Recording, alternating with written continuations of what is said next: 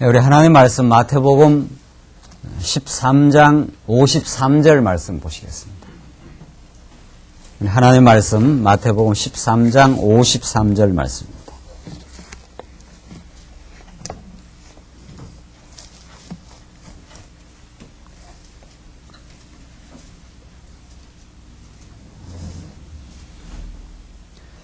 차이신 줄 알고 봉독 드리겠습니다. 우리 하나님 말씀 마태복음 13장 53절 말씀입니다. 예수께서 이 모든 비유를 마치신 후에 거기를 떠나서 고향으로 돌아가서 저희 회당에서 가르치시니 저희가 놀라 가로되 이 사람의 이 지혜와 이런 능력이 어디서 났느뇨? 이는 그 목수의 아들이 아니냐? 그 모친은 마리아, 그 형제들은 야고보, 요셉, 시몬, 유다라 하지 않느냐? 그 누이들은 다 우리와 함께 있지 아니하냐? 그런즉 이 사람의 이 모든 것이 어디서 났느뇨 하고 예수를 배척한지라. 예수께서 저희에게 말씀하시되 선지자가 자기 고향과 자기 집 외에서는 존경을 받지 않음이 없느니라 하시고 저희의 믿지 않음을 인하여 거기서 많은 능력을 행치 아니하시니라. 58절까지 우선 봉독드렸습니다. 우리는 지금 마태복음 말씀 통해서 예수님이 이 땅에 구약의 예언대로 오실 뿐 아니라 우리가 지금 살펴갈 말씀은 예수님은 선지직을 가지신 분이시다. 이것이 지금 마태복음에 지금 우리가 살펴가는 그 맥락의 그 주제입니다. 예수님은 선지직을 가지신 분이다.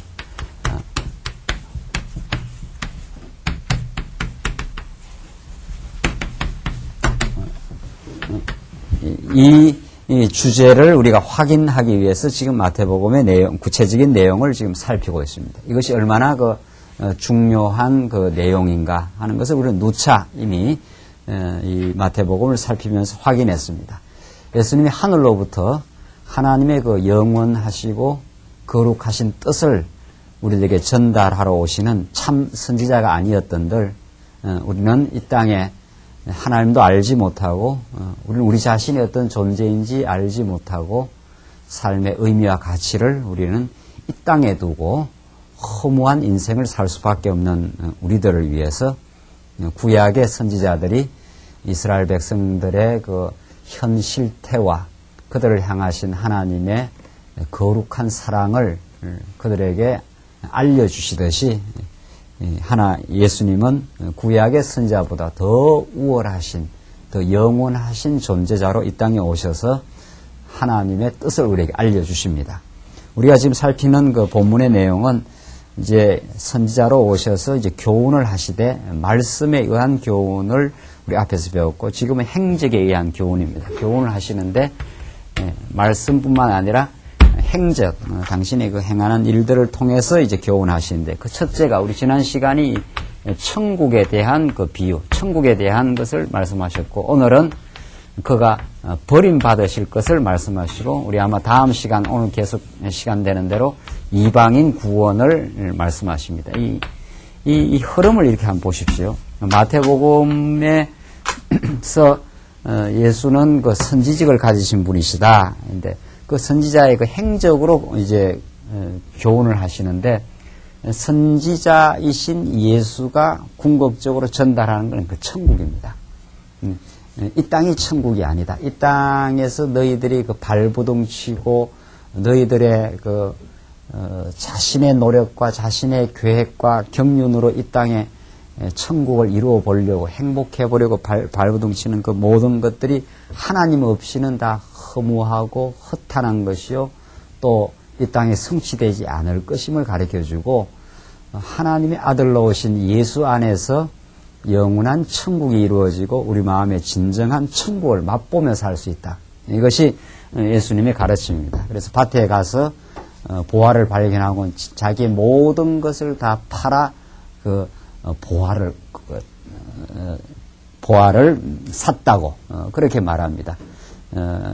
또 값진 진주를 장사하는 사람이 진주를 발견하고 값진 진주를 발견하고 자기 모든 것을 팔아 그 진주를 샀다. 이런 것들이 천국에 대한 비유입니다. 그만큼 천국은 우리 하나님 택한 백성에게는 모든 것을 대가를 지불하고도 다함이 없는 불변하고 영원한 하나님의 사랑과 그 신실하심과 그의 통치가 이루어지는 곳, 그것이 영원한 천국이요, 이 땅에 예수 안에서 우리 안에 이루어지는 참된 평강이요 또 진정한 복된 교회 생활이라 우리는 그렇게 지금 확인하고 있습니다.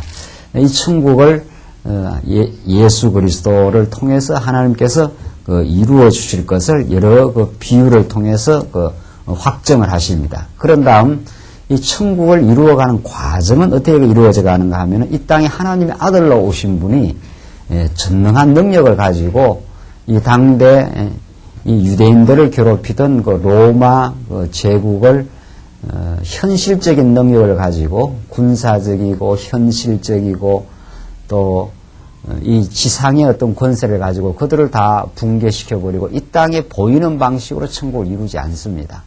하나님의 나라는 그런 방식으로 이루어지는 것이 아니라 하나님의 아들이시요 하늘의 12영이라도 더 동원하여 지금 예수를 잡으려고 그 당시 찾아왔던 그 모두를 괴멸시킬 수 있는 예수는 그렇게 현실적인 능력을 동원해서 천국을 이루시는 것이 아니라 오히려 그가 버림을 받으시고 여러분과 저를 위해서 고난을 받으시고 마침내 십자가에 죽으시는 방식을 통해서 하나님의 나라를 성취하시고 이루어 가십니다.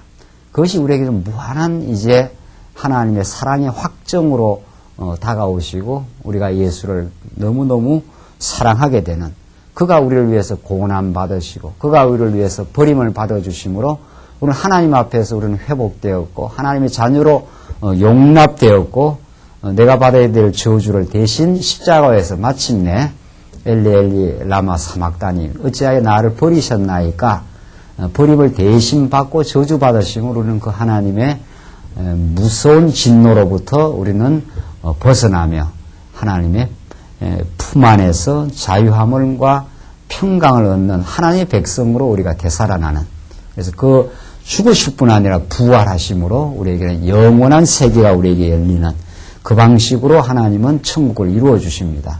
그러니까 이런 천국을 이루어주는 방식은 세상의 관점으로서는 안 보이는 방식입니다.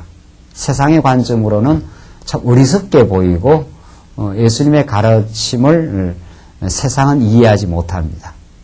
그래서 복음이 전파되는 곳에는 언제나 그 세속적 가치와 충돌하고 그들의 눈에 볼 때는 그 어리석게 보이고 그렇습니다. 언제나. 그러나 믿음의 세계 안에 들어와 있는 사람한테는 그 가치가 얼마나 소중하며 그 가치를 누린 사람은 세상과 바꿀 수 없는, 세상 모두를 준다 하더라도 값진 보화를 얻고는 자기 모든 걸 투자해서 가지고 싶은 최고의 이 땅의 가치를 우리는 예수 안에서 발견하고 그 안에 참 지혜를 우리는 발견하게 됩니다. 오늘 본문이 그걸 가르칩니다. 천국은 예수가 버려지는 방식으로 이루어지고 생각지 않았던 이방인에게, 여러분과 저에게 은혜로 임하게 됩니다. 그래서 우리는 하나님 앞에서 무한한 하나님의 은혜를 받은 인생이라, 이렇게 우리는 하나님에게만 영광을 돌리고 그의 주권적인 은혜가 우리에게 거저 임하여 우리가 하나님의 자녀가 되고 그의 붙음받은, 예수께 붙음받은 지체가 됩니다. 오늘 보십시다. 53절 어떻게 예수님께서 그 버리심을 받는 표적을 보여주는, 어떻게 버려지시는가 한번 보십시다. 예수께서 고향에서 이제 배척 당하신 일을 이제 가리키는데 53절 보십시오. 예수께서 이 모든 비유를 마치신 후에 거기를 떠나서 고향으로 돌아가서 저희 회당에서 가르치시니 저희가 놀라 가로되 이 사람의 이 지혜와 이런 능력이 어디서 났느냐? 이는 그 목수의 아들이 아니냐? 그 모친은 마리아, 그 형제들은 야고보, 요셉, 시몬, 유다라 하지 않느냐? 그 너희들은 다 우리와 함께 있지 아니하냐? 그런즉 이 사람의 이 모든 것이 어디서 났느냐 하고 예수를 배척한지라. 자, 그러니까 예수님은 하늘의 그 지혜의 말씀을 가지고 하늘의 뜻을, 천국의 소식을 예수님이 가르쳐 주는데, 이 고향에서 예수를 육신적으로 아는 그 사람들은 예수님의 그 가르침에 그 놀랍니다. 이 도대체 지혜가 어디서 나온 거냐? 이 목수의 아들 아니냐? 우리가 알기로는 목수의 아들이요. 그 어머니는 마리아요. 그 형제는 뭐 야고보, 요셉, 시몬, 유다라 하지 않느냐? 그 누이들은 우리와 지금 함께 있지 않느냐? 이렇게 예수를 그 육신적 관점에서 예수를 바라보니까 예수 별거 아니지 않느냐 그 말입니다. 예수 별거 아니지 않느냐. 그러나 예수는 참 인간의 몸을 입고 이 땅에 왔기 때문에 우리와 동일한 육신을 가지고 동일한 모습으로 볼품없이 그렇게 오셨습니다. 정말 양털 깎이는 양이 정말 잡혀가는 아주 순한 양처럼 그렇게 아주 볼품없이 이사야가 예언하는 대로 그렇게 왔기 때문에 이 하늘의 세계를 담지하고 있는 영원한 그 지혜를 담지하고 있는 그 예수를 이 신령한 세계, 이게 신령한 세계요. 영원한 세계, 이거는 육신적인 눈에 보이는 세계입니다. 이 육신적 세계의 그 관점이 사로잡혀 있는 세상밖에 모르는 그들은 관점으로 예수를 바라보면은 예수님이 어디서부터 왔으며 그의 지혜가 놀라운 그 하나님의 뜻을 선포하는 것이라는 것을 알지 못합니다. 그러니까 이 사람들이 놀랐다 그러지 않습니까? 들어보니까 굉장한 그 지혜, 자기들의 그 생각과는 전혀 다른 지혜가 쏟아져 나오니까 놀랐으면은 일반적으로 말하면 놀라면 거기에 승복을 하고 참 우리의 스승이 되어 주십시오라든가 우리에게 지혜를 가르쳐 주십시오 이렇게 해야 이게 마땅할 것 같은데 놀라 가로되 예수는 별것 아니지 않느냐 이렇게 말한단 말이죠. 예수는 목수의 아들 아니냐, 그 어머니가 마리아 아니냐, 또 그 형제들이 뭐 유다, 뭐 요셉 뭐 이런 자들이 아니냐 이렇게 하면서 그 예수의 진정한 가르침을 배척합니다.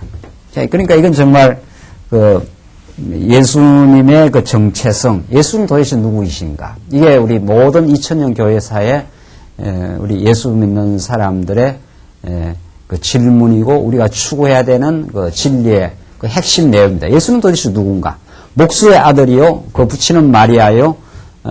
예수는 우리 육신적으로 말하는 그 누이들은 다 우리와 함께 있지 아니하냐? 그런즉 이 사람의 이 모든 것이 어디서 났느냐? 이 뭐 별거 아닌 예수인데 뭔가 들어보니까 놀라운 지혜와 능력의 말씀이 이제 쏟아져 나오는데 이들은 이 세계를 모릅니다. 그러니까 이 신령한 세계를 보는 눈을 가지고 있지 않아서 결국 거부하고 배척하고 말아버리는 거죠. 세상은 예수가 이 땅에 예수님이 지금 이 시대 21세기에 나타난다라도 모릅니다. 여러분과 저도 신령한 눈을 띄워주지 않으면 예수가 지금 나타난들 볼품없는 목수의 아들로, 목수의 아들이니까 요즘 말하면 노가다 이런 뜻입니다. 뭘 그렇게 대단한 존재로 알겠어요. 무슨 세속적인 무슨 학위가 있는 것도 아니고 대단한 선생한테 배운 사람도 아니요. 예수님이 세상이 다 놀라고 알아주는 권세자의 집에서 태어난 사람도 아니요. 그러니까 예수는 이 사람의 눈, 육신적인 눈으로 볼 때는 이게 별거 아닌 거로 보이는 거죠. 예수를 보내신 하나님, 그의 영원한 지혜, 이 세상 만물을 다 한 손에 거머쥐고 다스리고 통치하시는 그 하나님의 아들로서 이 땅에 오시지만은 육신의 눈에 사로잡혀 있는 그들의 눈에는 이야기를 듣고 놀라기는 하지만은 결국은 배척해버리고 마는 그 역사.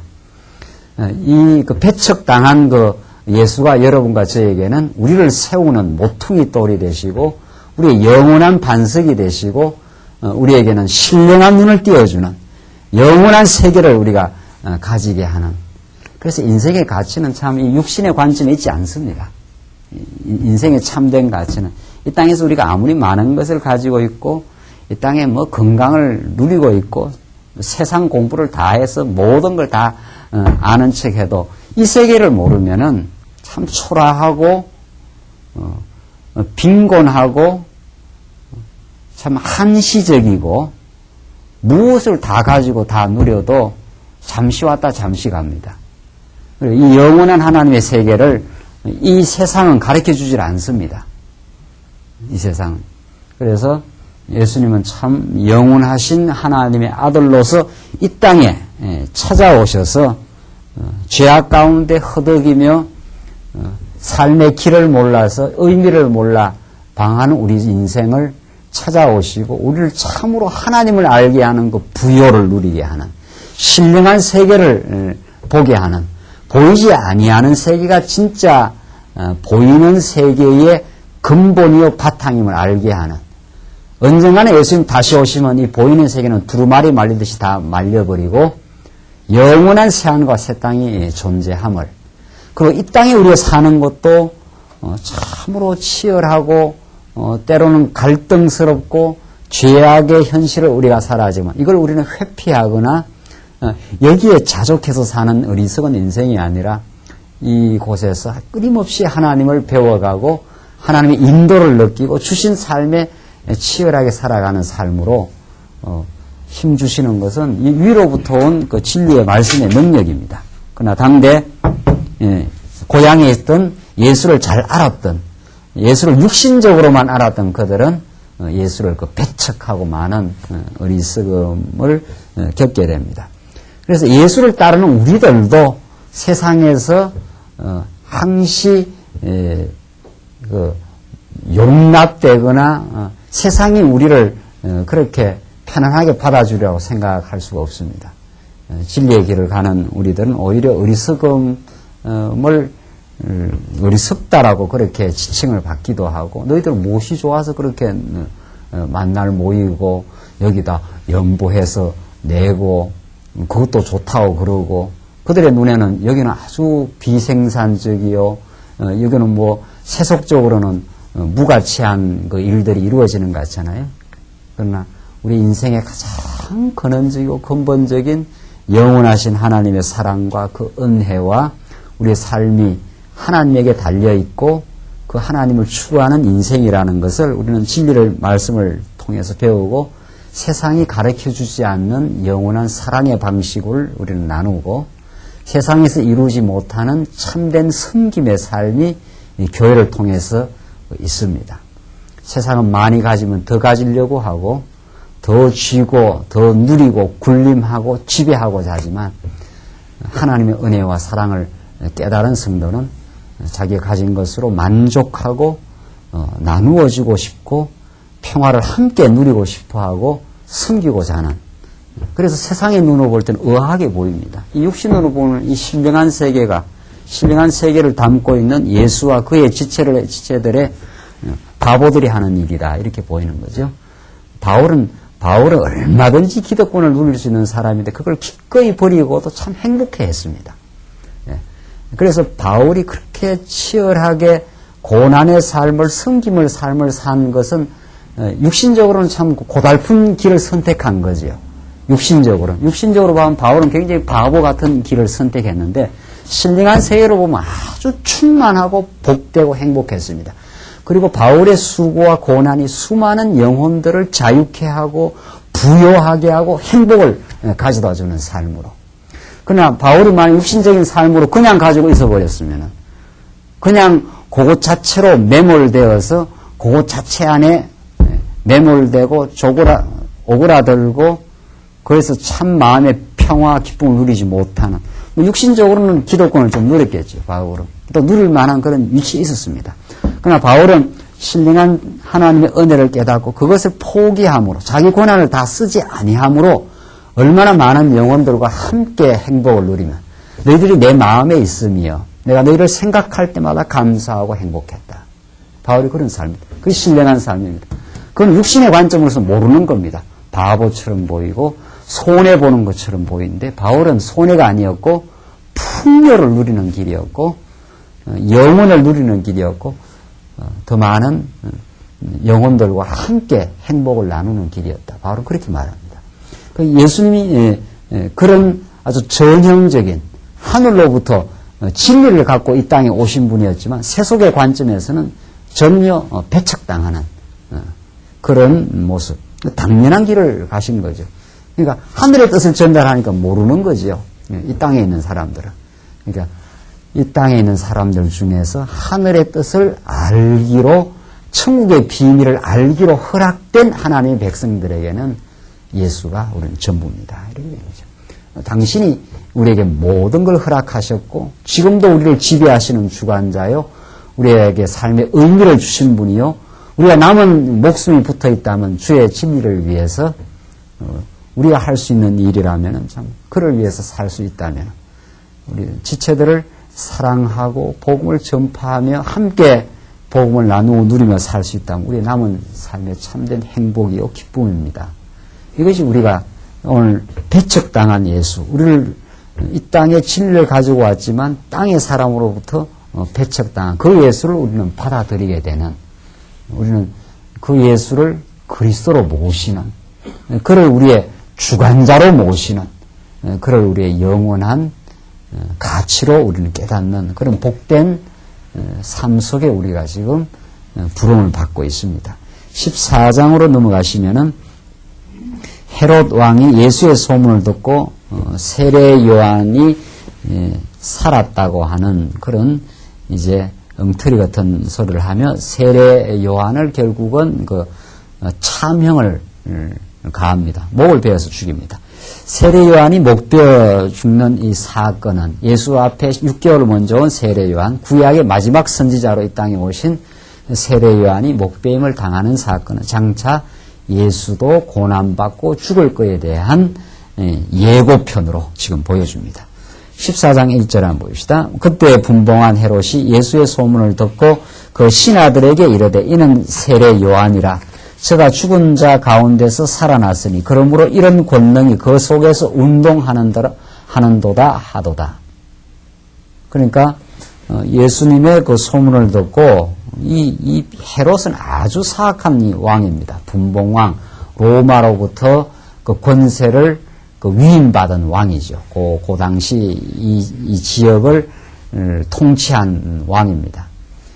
아주 그 큰 예루살렘 성전을 다시 짓고 정말 그 수많은 백성들의 그 세금을 착취해서 그 엄청난 40년 넘는 동안 에스라 성전보다 더 큰 성전을 직접 지은 이 당시. 그래서 예수님의 제자들도 예수님 저 성전이 얼마나 아름답고 좋습니까? 한 그 성전을 지은 장본인입니다.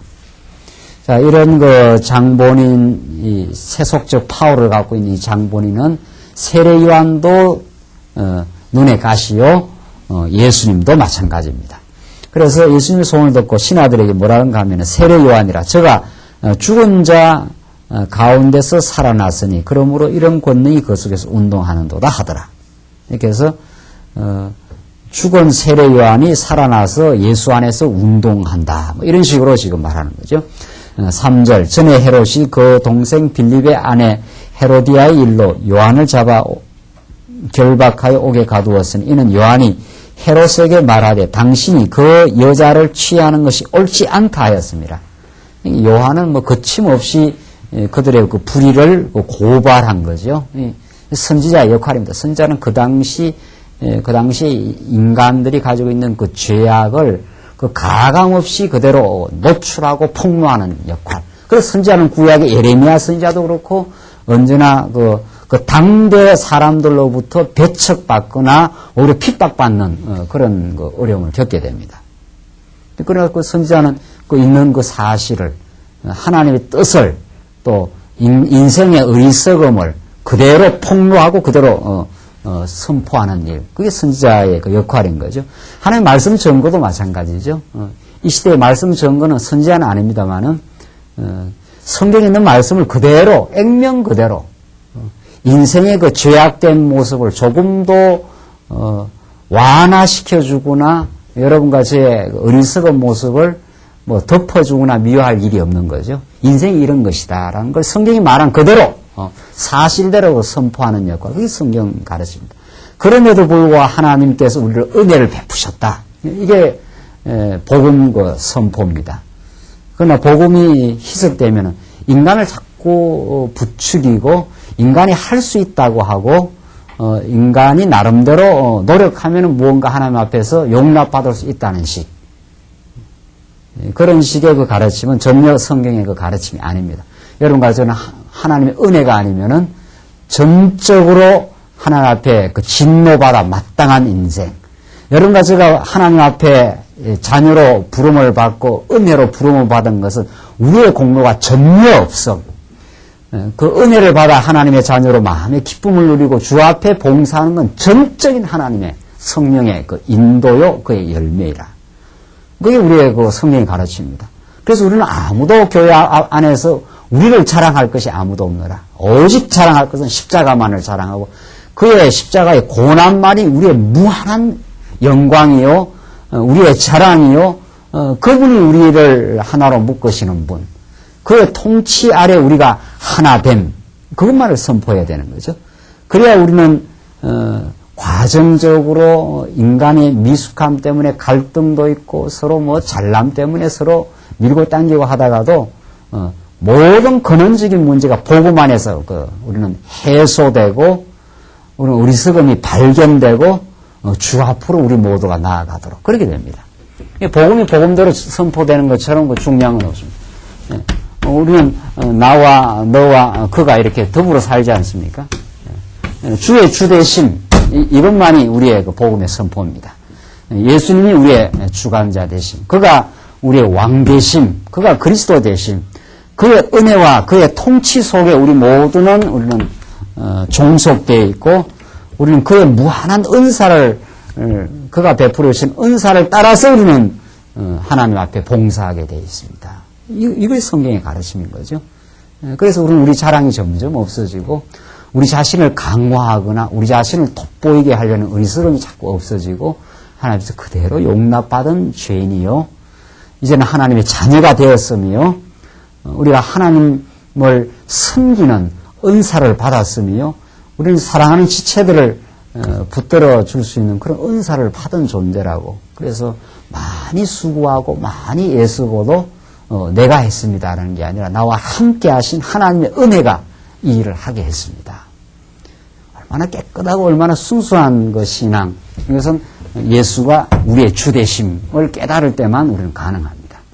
우리의 모든 허탄한 너저부리한 자기 자랑들이 다 사라져 나가는, 그게 우리 신앙의 깨끗함이요 순수함이요 우리가 지체를 지체로 있는 그대로 바라보고 용납하고 우리가 수고하고도 행복한, 참 많이 수고하고도 마음의 그 기쁨을 누리는, 그 수고하고 짜증날 때가 있다는 거 아니에요? 네. 그것이 다 신앙이 빗나갈 때 있는 일들입니다. 그래서 우리는 이 구약의 선지자 전통을 따라서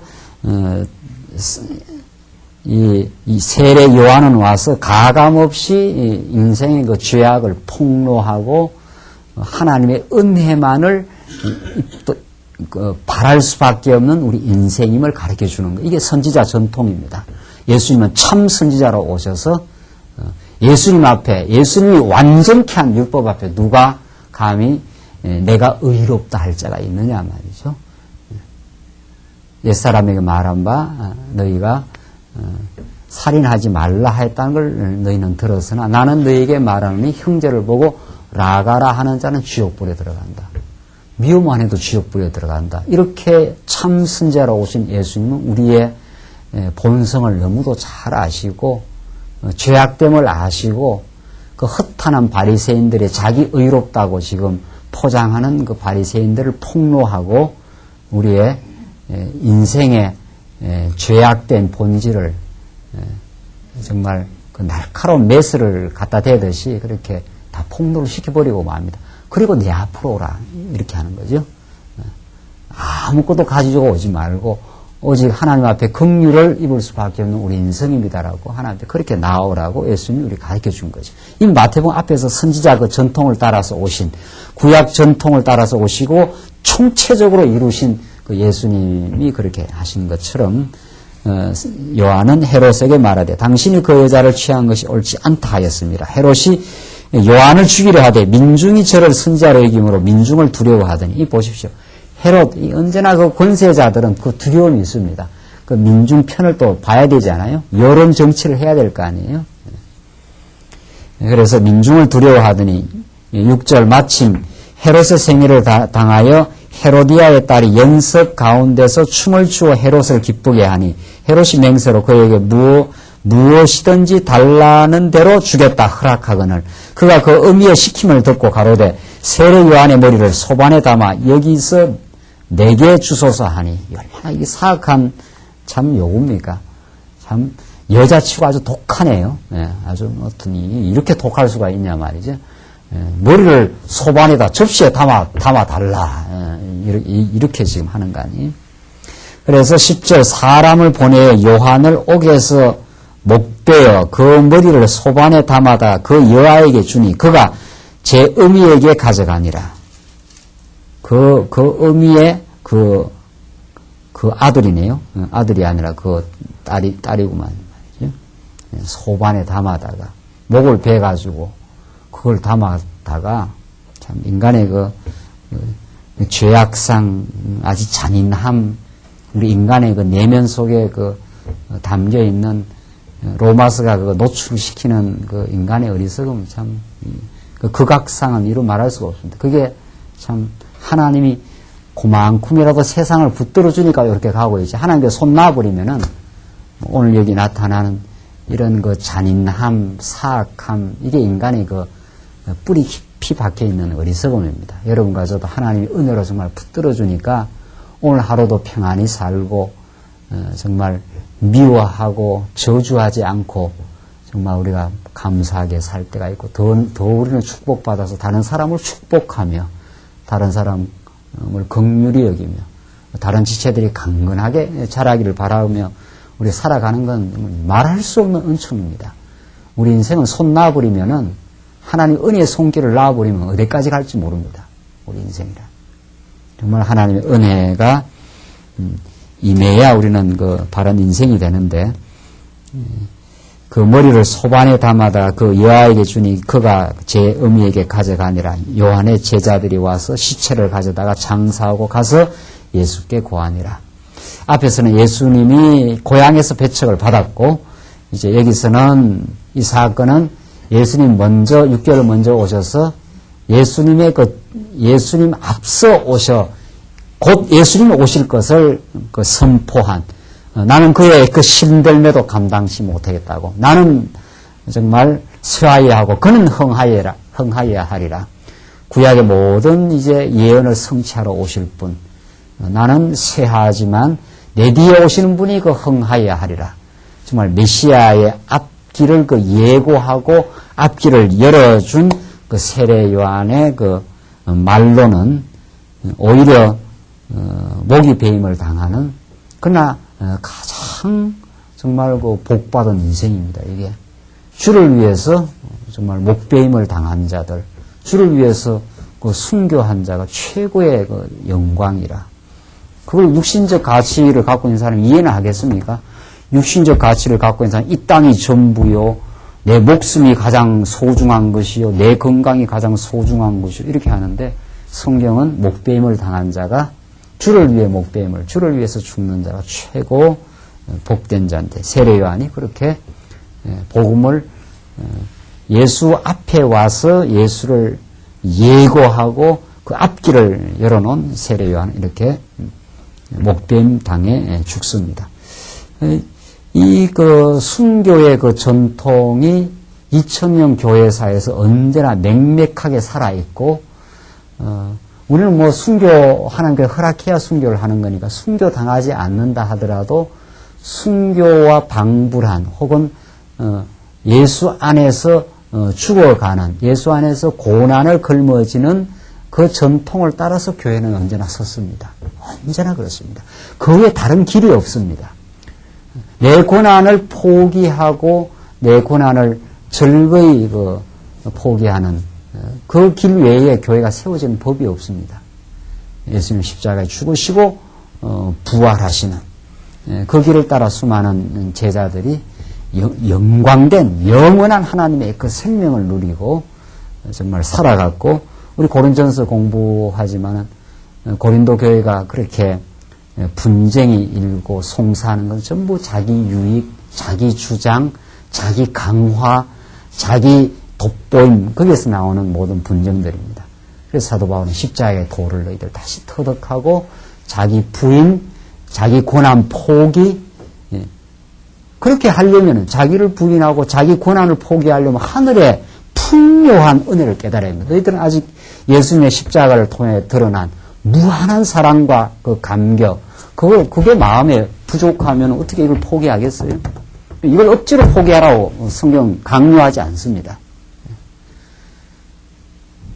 성경은 하늘의 진리를 가르쳐주고 사도 바울은 예수께 붙들림 받은 정말 은혜에 감격했기 때문에 행복했기 때문에 고난을 포기하는 그 복되고 아름다운 그 길로 갔습니다. 오늘 이 예수의 그 버림받으신 배척당하고 세례 요한이 목배임을 당하는 이런 사건들, 이것이 얼마나 복음이 가는 길이고 교회가 세워지는 길이요. 이게 참 그 복된 길이라는 것을 우리에게 가르쳐 줍니다. 그가 버려지심으로, 그가 배척당으로 우리는 하나님께 용납받은 무한한 은혜를 우리는 경험하고 있습니다.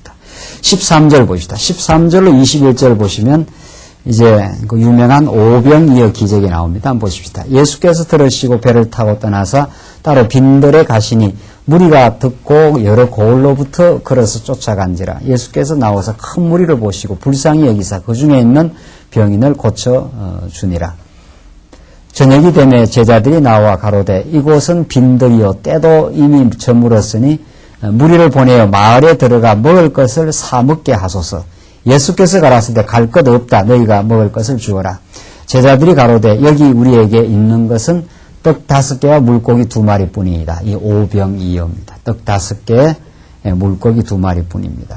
이렇게 지금 대답을 했습니다. 그러니까 예수님께서 가라사대 그것을 내게 가져오라 하시고 무리를 명하여 잔디 위에 앉히시고 떡 5개와 물고기 2마리를 가지사 하늘을 우러러 축사하시고 떡을 떼어 제자들에게 주시며 제자들이 무리에게 주니 다 배불리 먹고 남은 조각을 12바구니에 차게 거두었으며 먹은 사람은 여자와 아이 외에 5,000명이나 되었더라. 자, 이렇게 유명한 그 오병이의 기적을, 그 표적을 예수님께서 행하십니다. 이런 오병이의 기적도 얼마나 많이 그 곡해되고 참 그렇 해석해서 전달된지 모릅니다. 뭐 쉽게 말해서 최선을 다하는 믿음 뭐 이런 거죠. 우리가 하나님께서 그래도 가진 것을 물고기 떡 5개와 물고기 2마리를 우리가 최선을 다해서 갖다 바치니까 하나님께서 예수님께서 기적을 베풀어 주셨다. 뭐 이런 거죠. 그러니까 성경을 하여튼 두들겨 맞추면 다 그렇게 맞아 들어져 보이는 거죠. 예수님의 지금 포인트는 예수님이 하늘로부터는 참 생명의 양식, 제자들에게는 생명의 양식으로 전달되지만 이 당대 사람들로부터는 버려지는 떡입니다. 그러니까 참 놀라운 사건이죠. 예수는 정말 그 예수를 알아보는 자들, 정말 그 사람을 우리가 알아본다는 게 그 굉장히 그 중요한 거거든요. 친구도 그 사람을 그 알아보고 참 좋은 선생님을 알아보는 그 제자는 그 복된 거 아닙니까? 좋은 선생님이 참 이렇게 학교에 우리가 다닐 때 참 좋은 선생님인데 그 좋은 선생님 몰라보고 좋은 선생님을 모시지 않으면 그 제자는 좋은 가르침을 못 받는 거죠. 그러니까 좋은 그 가르침으로 성장해 가는 그 제자는 좋은 선생님을 알아보고 좋은 선생님에 가서 그 지혜를 구하고 가르쳐 주기를 그 청하는 것처럼 예수가 정말 영원한 하나님의 뜻을 가르쳐 주는 참 선지자인데 그분을 그 알아보는 그 지혜의 눈이 있다는 건 우리한테 엄청난 그 복입니다. 여러분과 제가 오늘 이 말씀 앞으로 나온 것, 이것이 하나님의 우리에게 지혜를 가르쳐 주시옵소서. 이렇게 하고 우리가 나온 거죠. 우리 하나님께서 붙들어 주시지 않으면 우리는 많이 가지고도 불만족하고, 우리는 누릴 수 있는 여건이라도 누리지 못하고, 더 마음이 쫓기고, 신명기, 우리가 지금 공부한 그 레위 신명기 표현처럼 뒤에서 쫓아오는 사람이 없어도 어떻게 해요? 쫓기는 그 인생. 그게 그 죄에 사로잡힌 인생입니다. 죄라는 것은 언제나 하나님과 같이 되어라 이 말이거든요. 그러니까 언제나 쫓기는 거죠. 뭐 언제나 마음이 쫓기는 거죠. 강박적으로 쫓긴다든가. 그게 우리의 그 인생입니다. 편안함이 없는 거죠. 편안함이. 그래서 우리는 하나님하고 우리 참 지혜를 주시옵소서. 예수님을 알게 하시옵소서. 그 안에 우리의 참 지혜가 있다는 걸 깨닫게 하시옵소서. 이런 뜻인데, 정말 오늘 이 본문의 말씀도 뭐 우리가 최선을 다하니까 하나님께 복 빌어줬다. 뭐 이런 거하고는 아무 거리가 먼 겁니다. 우리가 뭐 최선 다한 게 있나요? 죄만 지었지요?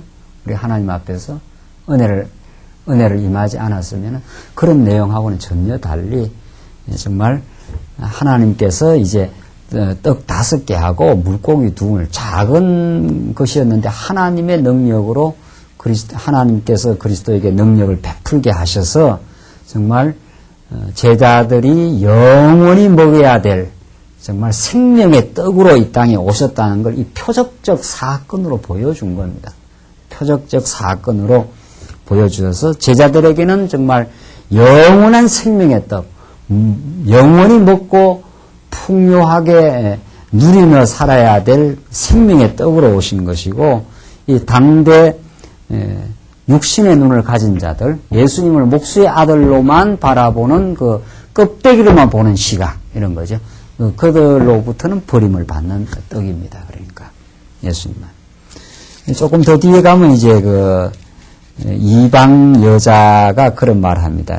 이방 여자가 예수님께 이제 찾아와서 이제 그 귀신을 들려는 것을 이제 없애달라고 그렇게 하니까 예수님께서 내가 이스라엘 그 집에 잃어버린 양 외에는 내가 보냄을 받지 않았다. 그러니까 이제 그 이방 여자가 하는 말이 이제 자녀의 떡을 취하여 그 개들에게 던지는 것이 마땅치 않다. 예수님께서 그렇게 말하잖아요. 그러니까 그 여인이 개도 주인의 상에서 그 떨어지는 부스러기를 먹습니다. 이렇게 하니까 예수님께서 내 믿음이 참 크도다. 이방 여자 그 당시에는 이방인은 그 짐승 취급을 당했으니까 유대인의 그 범주, 유대인의 그 사회적 그 경계 표시로 봐서는 이방인은 접근조차 못했으니까 그 개와 같이 그렇게 취급한 그들이 그 먹지 않고 던진 그 부스러기와 같은 떡이 된 거죠. 예수님은. 그 의인들의 눈에는, 육신적인 눈에는 예수님은 아무것도 아니요, 오히려 버림을 받는 것이요, 오히려 배척당하는 그 예수.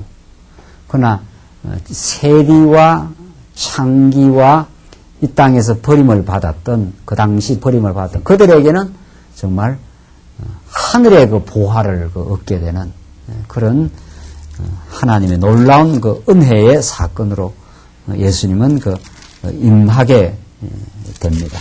그래서 지금 이 오병이어 사건은 참 이걸 요한복음에서는 더 자세하게 조금 더 풀어갑니다. 이게 오병이의 기적을 행하고 나니까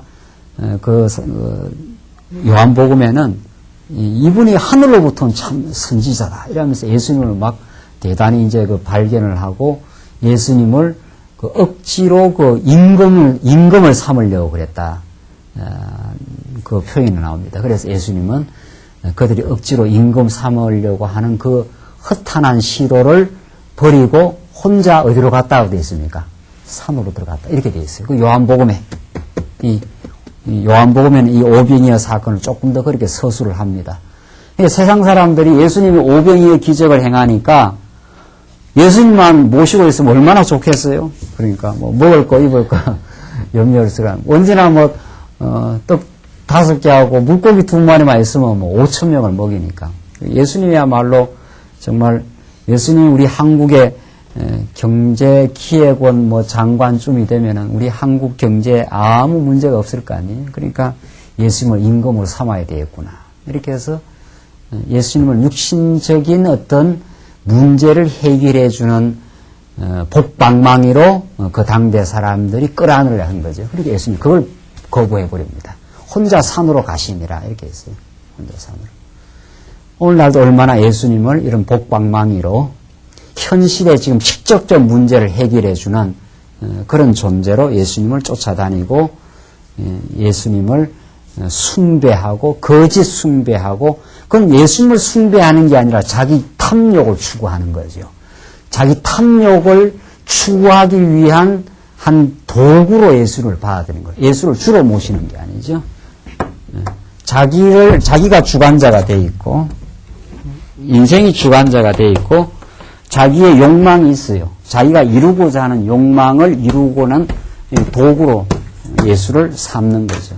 이게 모든 우상 숭배요. 모든 이방 종교가 다 그렇습니다. 모든 이방 종교는 인간의 탐욕 추구를 위해 신을 활용하는 것 이렇게 되어 있습니다. 하나님으로부터 무한한 은혜와 공급과 사랑을 받은 인생이 하나님께 감사하고 찬양하는 게 기독교입니다. 그런 참 종교 안에 들어와 있고 예수를 우리의 육신 문제를 해결해주는 거짓 왕으로 우리는 모시기를 우리는 바라지 않고 예수를 참된 왕으로 우리의 모든 인생의 모든 것을 공급해 주시고 우리의 영혼의 주관자가 되시고 말할 것도 없이 우리 육신의 모든 것도 허락해 주신 분. 그래서 그의 보호와 인도와 주관 속에 우리가 지금 평강과 정말 보호 속에 살고 있다는 것을 우리가 깨닫는 것. 그에게 모든 영광을 돌리는 삶. 이게 오늘 우리 수요 기도회에 모인 삶이요. 우리는 참으로 진리의 말씀을 듣고 당신의 뜻이 이 땅에 이루어지게 하시옵소서.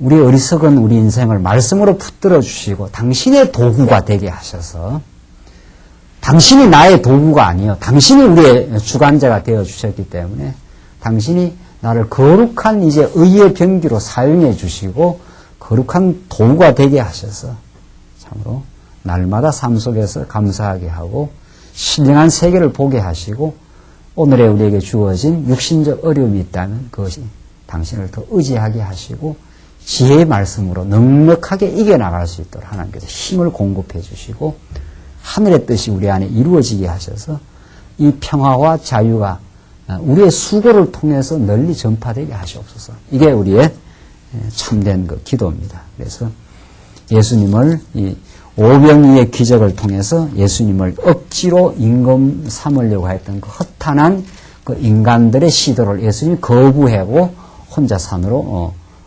들어가셔서 예수님은 그들의 허탄한 욕구를 충족해 주지 않습니다.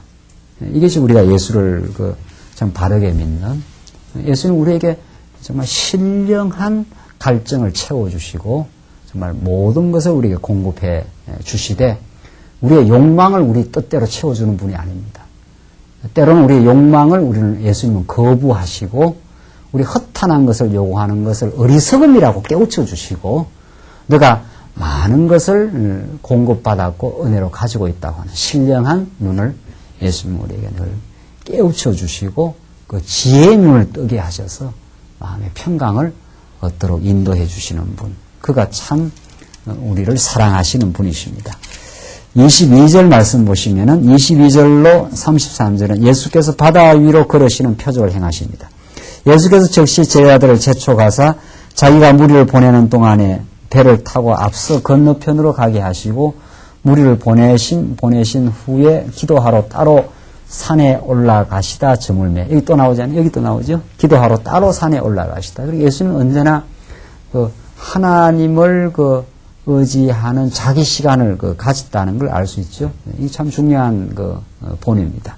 우리도 늘 그 말씀을 의지하고 하나님 앞에서 하나님 앞에 늘 서 있는 하나님의 뜻을 우리는 추구하는 참 그런 내면의 아름다움이 우리에게는 참 필요한 거죠.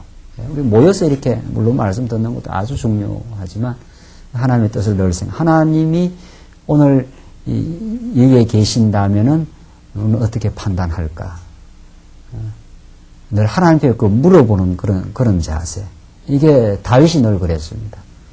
이런 상황에서 하나님 어떻게 하면 좋겠습니까? 하나님 왜 이 일을 허락하셨습니까? 라고 그게 우리의 늘 참된 기도요. 그런 하나님 앞에 살아가는 삶인데 예수님 그것을 모범으로 보이십니다. 무리를 보내시며 기도하러 따로 산에 올라가시다 저물매 그게 혼자 계시더니 배가 이미 육지에서 수리나 떠나서 바람이 거슬림으로 물결을 인하여 고난을 당하더라. 밤사경에 예수께서 바다 위로 걸어서 제자들에게 오시니 제자들이 그 바다 위로 걸어오심을 보고 놀라 유령이라 하며 무서워하여 소리 지르거늘 예수께서 즉시 일러 가라사대 안심하라 내니 두려워 말라.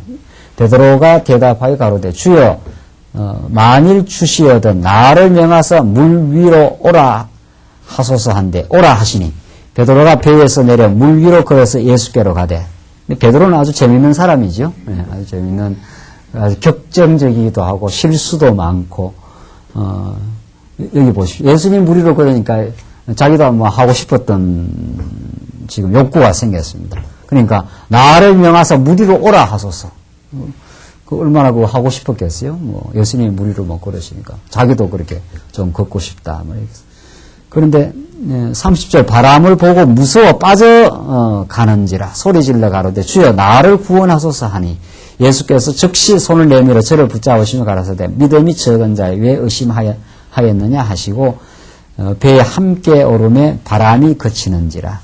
그러니까 뭐 당장 이제 물에 바람을 보고 무서워하여 빠져들어갔습니다. 그러니까 예수님께서 믿음이 적은 자 왜 의심하느냐 이렇게 베드로는 이 예수님을 따라다녔어도 이렇게 참 허둥지둥대는 인생, 결정적인 때 예수를 부인하는 인생. 복음서에 나타난 제자들의 모습이 다 그런 거죠. 성경이 참 그래서 우리는 편안하고 성경이 우리는 사랑스럽고 좋습니다. 성경처럼 인생의 허둥지둥됨, 어리석음, 정말 연약함, 때로는 아주 교활함, 이걸 그대로 성경은 다 노출을 시키는 이런 책이 없습니다, 성경. 그걸 진리라 그럽니다. 그런 진리라 하면은, 진리와, 진실은 너무도 잘 통하지 않습니까? 진리의 말씀은 있는 그대로를 드러낸다. 진실하는 것은 실제를 그대로 드러내버린다. 이런 뜻입니다. 이게 성경의 가르침입니다. 그 실제를 자꾸 이렇게 덮으려고 하면 힘들어지는 거죠. 실제 내 모습이 이런데, 아닌 것으로 만들어내는 게 이 바리새인인 거죠. 이 아닌 것으로 만들려니까 얼마나 피곤하고 힘이 드느냐 말이죠. 실제는 이런데, 진리의 말씀이 비치면 진실해집니다. 있는 그대로를 하나님 앞에 갖고 나간다. 이런 뜻이죠. 또 하나님 앞에 있는, 하나님의 밝은 빛을 있는 그대로 다 폭로시켜버립니다. 우리는 하나님 앞에 숨길 수 없습니다. 이렇게 되는 거죠. 내 어리석음, 내 이기적인 욕망, 내 중심적인 판단, 그걸 어떻게 하나님 앞에 우리가 속이겠느냐 말이죠. 사람을 속이고 자기 마음을 속여도 하나님 못 속여요, 우리가. 그래서 예수 믿는 사람이 우리가 하나님 말씀 대면하게 되면은, 다윗 보십시오. 다윗이 살라고 말이죠. 미친 척하고 침을 흘리고, 인간 수단 방법을 쓰고 말이죠. 어느 인생인데 그렇지 않은 인생이냐. 그런 게 우리가 살아가면서 다 저지르고, 실수하고, 행하는 일들인데, 성경 그걸 다 노출시켜서, 너희들 이렇다. 예, 이런 말을 하는 거죠. 하나님, 그렇습니다. 하나님 앞에서. 우리가 이런 인생입니다. 그래도 하나님은 우리를 무한히 덮어주시고, 그 밝은 빛 앞에 쏘이게 되면은 우리는 참 치졸하고 때로는 정말 어리석기 짝이 없고, 자기 중심적이 짝이 없는 우리 인생들을 덮어주시는 예수님입니다. 복음서는 제자들의 있는 모습 그대로를 폭로하고 진실을 드러내고, 그럼에도 불구하고 예수님은 베드로를 한결같이 사랑하고 언약의 근거에서 언약적 사랑을 베풀어 버리지 않는 그리스도. 그 그리스도에 감동한 게 베드로입니다, 나중에. 그래서 무한히 그리스도의 무한한 친구 같은 사랑, 버리지 않는 사랑, 불변의 사랑, 그 사랑에 감동해서 베드로는 사도행전에서 정말 치열한 사도로 힘있게 정말 헌신적으로 살아가도록 만드신 베드로를 뒤에서 추동하고 움직이고 붙들고 있는 하나님의 역사, 그게 사도행전의 역사입니다. 그래서 13절 보시면 배에 있는 사람들이 예수께 절하며 가로되 진실로 하나님의 아들이로소이다 하더라. 예수님 만물을 다스리는 분, 바다의 물결도 다스리고 마음대로 주장하시는 그분이시라는 것을 배에 있는 사람들이 비로소 하나님의 아들이심을 깨닫게 됩니다. 그런 다음 34절 저희가 건너가 게네사렛 땅에 이르니 그곳 사람들이 예수신 줄 알고 그 근방에 두루 통제하여 모든 병든 자를 예수께 데리고 와서 다만 예수의 옷가에라도 손을 대게 하시기를 강구하니 손을 대는 자는 다 나음을 얻느니라. 이 중요한 건 다 나음을 얻느니라. 모든 자가 와서 즉시에 나음을 얻는 것, 표적적 사건. 예수는 참으로 메시아라 오셔서 이제 너희를 위해서 버려지실 자다. 버려지실 참 선지자로 오신다는 것을, 메시아로 오셨다는 것을 이런 표적적 사건을 통해서, 그래야 예수님이 메시아인 걸 알 거 아니에요. 표가 되는 기적을 행해야 이 당대는, 여러분과 저에게는 이걸 기록해 놓아서 예수는 참 우리의 메시아가 되어 주셨습니다. 당신 때문에 우리의 영생에 우리는 양식을 얻었습니다. 당신이 모든 걸 주장하시고 다스리는 분이지만 우리를 위해서 고난받으시고 배척당하시고 마침내 십자가에 죽어주심으로 우리는 죄악에서 완전히 해방받았습니다. 이것이 우리의 참 신앙 고백이요 우리의 기쁨입니다. 오늘 예수님의 버리심을 받을 표적을 통해서 우리를 무한히 사랑하신 그리스도와 우리 삶 속에 늘 한결같이 함께 하십니다. 기도하십시다. 우리 자비하신 하나님 아버지, 우리에게 베푸신 은혜와 사랑 감사합니다. 하나님의 아들 예수를 이 땅에 보내주시고, 그래 우리에게 하늘의 새 길을 열어주시고 우리 대신 버려지시고 배척당하심으로 우리가 하나님 앞에 이제 용납받고 죄 사함을 얻고 주 앞에 자녀로 설 수 있게 하심을 감사합니다. 이 은혜를 받았사오니 우리도 이 땅에 사는 동안 이제 하나님 앞에 감사하며 이 복음을 편망케 하기 위해서 우리도 우리에게 주신 권한을 다 쓰지 아니하며 살아가는 참으로 아름다운 근덕의 삶이 우리에게 있게 하시옵소서. 예수님 이름으로 기도하옵나이다. 아멘.